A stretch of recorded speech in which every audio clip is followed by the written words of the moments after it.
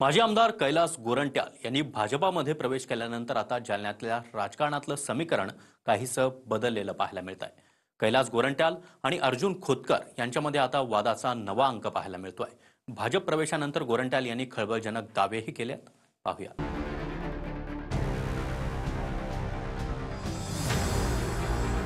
जालन्याच्या राजकारणात कैलास गोरंट्याल आणि शिंदेच्या शिवसेनेचे आमदार अर्जुन खोतकर यांच्यातील राजकीय वाद सर्वश्रुत आहे। कैलास गोरंट्याल यांनी नुकताच काँग्रेसमधून भाजपात प्रवेश केला, त्यानंतर आता दोघांमध्ये वादाचा नवा अंक पाहायला मिळतोय। आता थेट विधानसभा निवडणुकीबाबत कैलास गोरंट्याल यांनी धक्कादायक दावे केलेत। याआधी 50 खोके एकदम ओके ही घोषणा कैलास गोरंट्याल यांनीच दिली होती आणि आता त्यांनीच हा नवा दावा केला। निवडणुकांमध्ये हल्ली भरमसाठ पैशांचा वापर होऊ लागलाय। मतदारसंघात 100 कोटी तर काही मतदारसंघात 125 कोटी रुपये खर्च झालाय। निवडणूक आयोगानं यावर जशी कारवाई करावी तशी कारवाई होताना दिसत नाही। पैसे वाटण्याची क्लिप निवडणूक आयोगाकडे किती जणांनी दिली, मात्र त्यावर काहीही कारवाई होत नाही। निवडणूक आयोगानं यावर कारवाई केली तर काहीही होऊ शकतं। या विधानसभा निवडणुकीत सरकारी गाड्यांमधूनही पैसे आले। 100 लोक पैसे वाटत असताना किती लोकांना पकडणार? प्रत्येक गल्लीत 2 लोक पैसे वाटत होते। मला असं वाटतं लोकांचं परिवर्तन होत नाही। हल्ली लक्ष्मीनारायण भेटत नाही तोपर्यंत लोक मतदान करत नाहीत। आता या महाशयाने किती खोके घेतले, आता पक्ष बदलायचे, काँग्रेस सोडायचे, किती पैसे घेतले माणसाने, किती खोके घेतले, याचंही उत्तर त्यांनी निश्चितपणे जनतेला दिलं पाहिजे। आता मी परवा बोलून टाकलं, जाऊ द्या त्या विषय, आता त्या पडदा टाका त्याला, आता गेले गडेवे मुर्दे उखाड के मतलब नाही आहे, जमकू द्या। आता पक्ष बदलायचे, काँग्रेस सोडायचे, किती पैसे घेतले माणसाने, किती खोके घेतले, याचंही उत्तर त्यांनी निश्चितपणे जनतेला दिलं पाहिजे।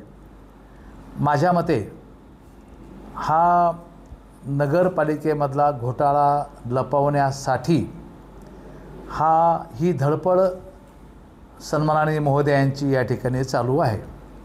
जेवढे त्यांच्याकडं इन्व्हेस्टिगेशन संस्था असतात, CBI, CID, ED, लोकल पोलीसचा, जे विविध प्रकारचे गव्हर्नमेंटचे एजन्सी असतात, ते त्यांना माहिती देतात ना की गोरंट्याल चांगला आहे का वाईट आहे। गोरंट्याल जर वाईट असेल तर माझा एवढा भव्य दिव्य प्रवेश केला नसता त्या लोकांनी। कैलास गोरंट्याल यांच्या भाजप प्रवेशानंतर अर्जुन खोतकर विरुद्ध गोरंट्याल असा संघर्ष पुन्हा एकदा सुरू झालाय। अर्जुन खोतकरांनी शिंदेंसोबत जाण्याचा निर्णय घेतल्यानंतर गोरंट्याल यांनी गद्दार अशी टीका केली होती।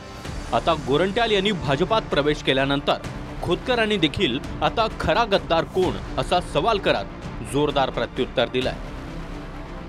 तुम्हाला आठवतंय ज्या वेळेस मी स्वतः मूळ शिवसेनेमध्ये प्रवेश केला होता, धनुष्यबाणासोबत राहिलो होतो, त्यावेळेस या महाशयाने गद्दार म्हणून माझा उल्लेख केला होता। मग खऱ्या अर्थाने आज गद्दार कोण आहे? ते तर रडून गेलं ना, आम्ही तर रडले नाही।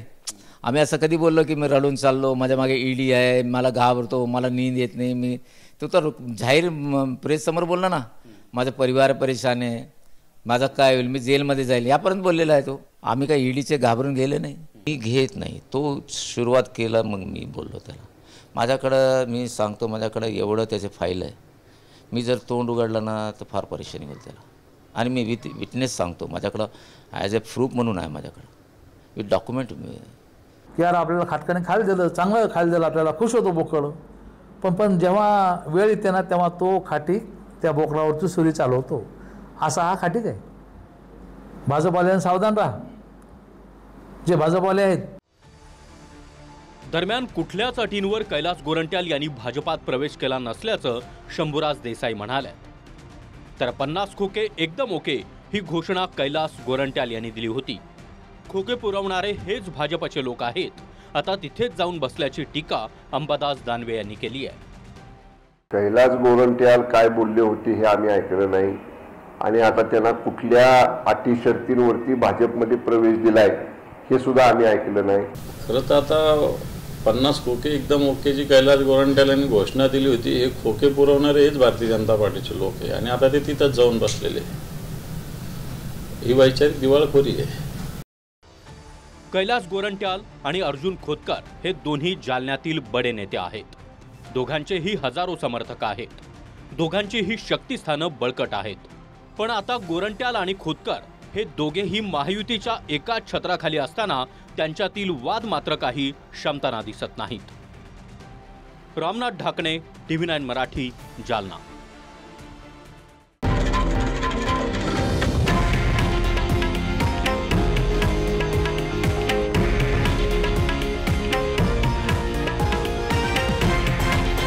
हे आहे देशातील नंबर 1 न्यूज नेटवर्क आणि आपण पाहत आहात TV9 मराठी, एकमेव.